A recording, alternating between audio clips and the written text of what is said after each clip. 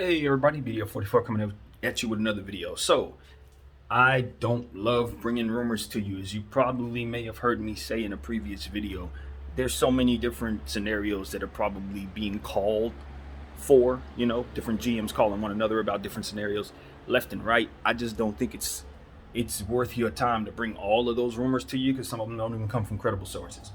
But I've been seeing this one floating around enough to where it's gained enough steam to talk about. And plus, this is a player that I've wanted for a while, and I think I've mentioned already recently that the Lakers trying to get him. Well, they've upped the ante to try to make this happen. Buddy Hield in Sacramento, the Lakers are trying to get him. And the deal that's been on the table as of late is Kyle Kuzma, KCP. That's not getting it done. The Lakers have now since added the sign and trade possibility of Montrezl Harrell to the table, assuming he agrees. That isn't getting it done. So the Lakers have upped the ante. Now they're saying they'll throw in the 22nd pick, but they're removing. They are also, put it like this, they're bringing in the 22nd picks, and they are also saying, hey, if you don't want Kyle Kuzma, we'll remove Kyle Kuzma from the situation and replace him with KCP. So we're giving them the option of the player that they can also take back. They have not put both KCP and Kyle Kuzma in the deal, and I think that's because the numbers don't work. But you can clearly see the Lakers are, at this point, willing to overpay for Buddy Hield. Now, for me, I'd love to have Buddy. And the stuff that we're letting go of, I don't care about. However, you got to be very careful about not overpaying for a player who's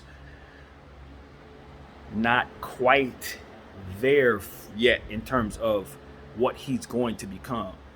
Buddy Hield is still, believe it or not, a developing basketball player. He's a helpful scorer. He's somebody who can come in and be a starter for you, but he's not a defensive dynamo. He's a shooter, but he has inconsistent moments. He's not a JJ Redick. He's not that.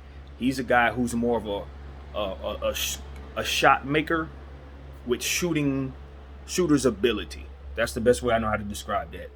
He's a shot maker with shooter's ability. He's a fantastic clutch performer. He's a guy who's going to get to the line a lot. A guy who has a good Euro step moves and things of that nature to get him into the paint and create for himself. But he's not a guy who's going to make other people better. He's more so of a weapon rather than a piece, if you ask me. And if you throw him out there without a facilitator, you're going to have some real stagnant offense. You're going to have him shooting a lot of shots, and you're going to have not so much ball movement. And that's one of the things that the league is getting away from. I'm looking at this draft. You don't have a whole lot of that in this draft. You have guys who won't necessarily be pass first, but not guys who are going to be ball stoppers all over the draft. And because of that, that shows me that the league is not heading in that direction, which means that players like that, even though shooters are at a premium, guys who only do one or two things that don't particularly move the ball very well are going to probably be low in value. So we need to be very careful to do our homework on Buddy Hield to know exactly who he is, and I'm sure they have already. Everybody in our front office is thorough like that. But we need to be very careful about what it is we're giving up to receive this guy. I like Buddy Hield, and his contract may be more appealing than KCP. But I'm going to be completely honest with you. I don't know that he's going to be more productive than KCP this upcoming season. Because KCP not only scores the ball, but he's also a very, very serious defensive presence. And a hell of a weapon his damn self. So while I definitely value Buddy Hield higher than KCP at this stage in the game, because I think the upside for Buddy Hield to be greater than KCP on the offensive end is greater. But mind you this, we've already won a championship with KCP. We've already won a championship with him as our shooting guard in the role that we're trying to bring Buddy in to play. And so my thing is, do we really think that Buddy Hield is worth all of this for us when we're depleting so much depth to get him? I don't think so. I'm gonna be honest. We don't need to be paying for Buddy Hield like he's Bradley Beal. You understand what I'm saying? Or even like he's a fraction of that, because that's not exactly who he's become up to this point. Now, can he become that once he gets here? I don't have any cap on Buddy Hield's game from what I've seen, but we just have to make sure we keep the pieces around him that are going to get him the ball and make sure that he's not relying upon getting others the ball. And one of the things the Lakers have been trying to do is get a playmaker that can do the things that LeBron James does taking the pressure off LeBron to do it. But he can't do that. If you give all of this up to bring in Buddy Hield, you're going to have a difficult time getting that playmaker. If you give up your pick in this deal, maybe you could find that playmaker in that pick. Now, I don't think the Lakers are going to keep the pick anyway, but I don't think we should just toss him into a deal to overpay for a guy that we just want. Because at the end of the day, there are other Buddy Hields in this league. There may be a few at the 22 spot in the draft. So, I like Buddy. If we can get him for a price that says, removes that pick and puts in KCP and Trez, that's a deal I think is worthy. I think it's fair price, especially for a bad Sacramento team. They shouldn't be getting the best of the Lakers. I'm sorry. With all due respect to both teams, the Lakers should never be getting fleeced by the Sacramento Kings. We have too much leverage in this league. We are in a catbird position with 17 championships. We ain't that desperate. We don't need to be paying for nothing they got, overpaying for nothing they got, respectfully. So that's just a posturing position that I would take as a GM. Certain things are just not happening, and with the history that the Sacramento Kings have had, they are not getting the best of me in no kind of deal. I'm not letting anybody else see that if I'm the Lakers. So that's important as well to me. If I'm a GM, just we maintain our integrity as people who get good deals and make good deals, and that's that. We ain't getting fleeced by Sac. Not for Buddy Hield. He has not done anything to demand that type of reach.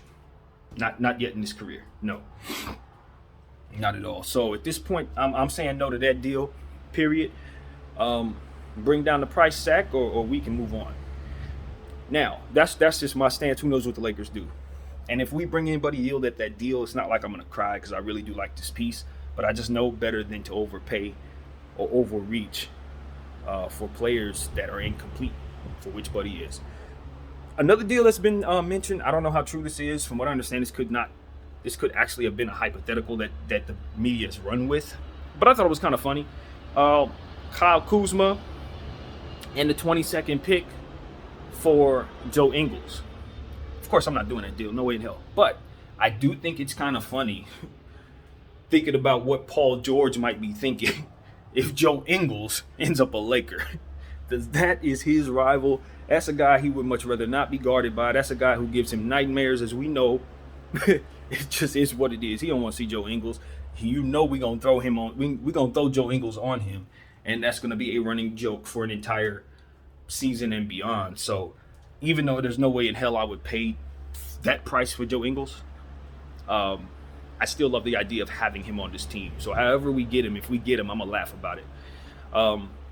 And to be honest with you, I think Joe Ingles' style of play fits very well. If we could find a way to acquire him without giving up that 22nd pick, I would be happy to do so just to add him to this team. If we could just outright sign him someday, he's a great kind of guy to have because like Dylan Brooks, as I mentioned in another video, he's a guy you can put in as a starter for a little bit and he'll give you starters minutes, go off, play like an all-star here and there. And he's also a guy you can put in the bench, maybe even give some DNPs and not hear nothing about it. He's just comfortable in his role. He's comfortable in his position in Utah. Now, who knows how he feels if he has to move around, but in Utah, he seems to be a consummate pro, a presence of great shooting ability for which we need. That Utah team was a phenomenal three-point shooting squad last year. As we know, he was a part of that. And I just think he's a consummate pro.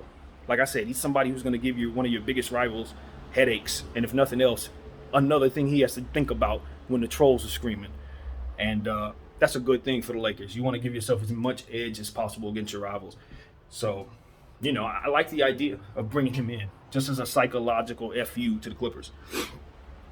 But I don't believe you should be giving up a young player like Kyle Kuzma and a 22nd pick for him. Absolutely not. So, find another way to get him. I'll be happy to bring him in. But, yeah, the price is not it. So, that's what I got for right now, man. We'll be waiting for the news to drop. I know it's going to be plenty today. So, yeah, thank you guys for watching. My name is BDL44.